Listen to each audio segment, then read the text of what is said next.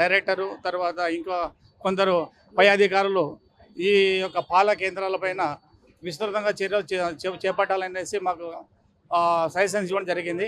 దీని ప్రకారంగానే ఈ రోజు నుంచి కూడా ఎక్కడైనా కానీ కూడా చిల్లింగ్ సెంటర్స్ కానీ చిన్న పాయింట్స్ కానీ ఎక్కడైనా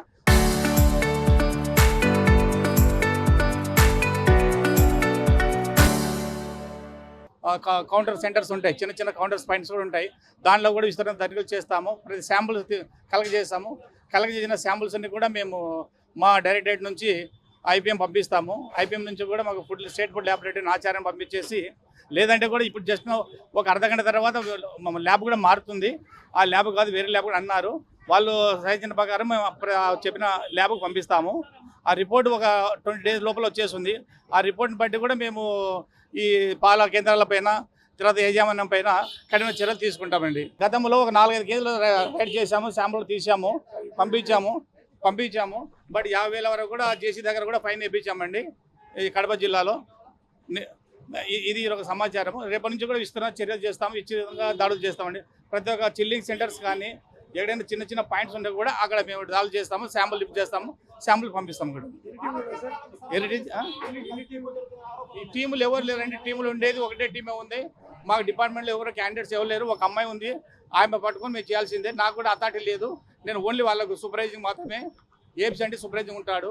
ఫుడ్ సేఫ్టీ ఆఫీసర్ ఒకరే ఉన్నారు. ముగ్గురు ఉండాలా, ముగ్గురులో ఒకరే ఉన్నారు. మాకు ఒక అటెండర్ 2 అటెండర్ ఉండాలా. స్టాఫ్ కూడా తక్కువ ఉంది కాబట్టి మేము చేస్తున్నాం. ప్రతి ఈ సజెషన్ ప్రకారం రీసెంట్గా కూడా మాకు కలెక్టర్ ఇచ్చిన సజెషన్ ప్రకారం కూడా నిన్ననే విషయం కూడా చేశారు కలెక్టర్ గారు. దాని ప్రకారం కూడా మేము విజిట్ చేస్తామండి. సొంతంగా నిర్ణయాలు తీసుకోవడానికి మాకు ఛాన్స్ ఉండదండి. మేము ఎంతసేపు అయినా జేసీ మేడం దగ్గరకైనా ఫైన్ వేయించాలా, లేకపోతే క్రిమినల్ కేసు బుక్ చేసి ల్యాబ్ రిపోర్ట్స్ ఆధారితంగానే మేము యాక్షన్ తీసుకోవాల్సి ఉంటుంది.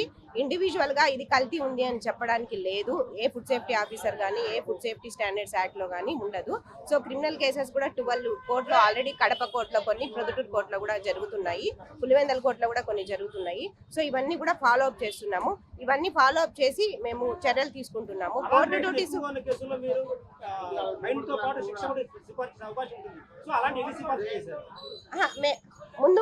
ముందు శంషీర్ సార్ అని ఉన్నారు. సార్ వెళ్ళిపోయారు. మీకు ఏదైనా ఇన్ఫర్మేషన్ కావాలంటే మీరు ఆఫీస్కి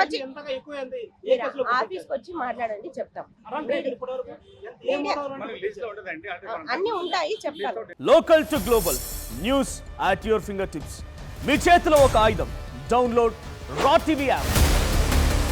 media legend Ravi Prakash is back.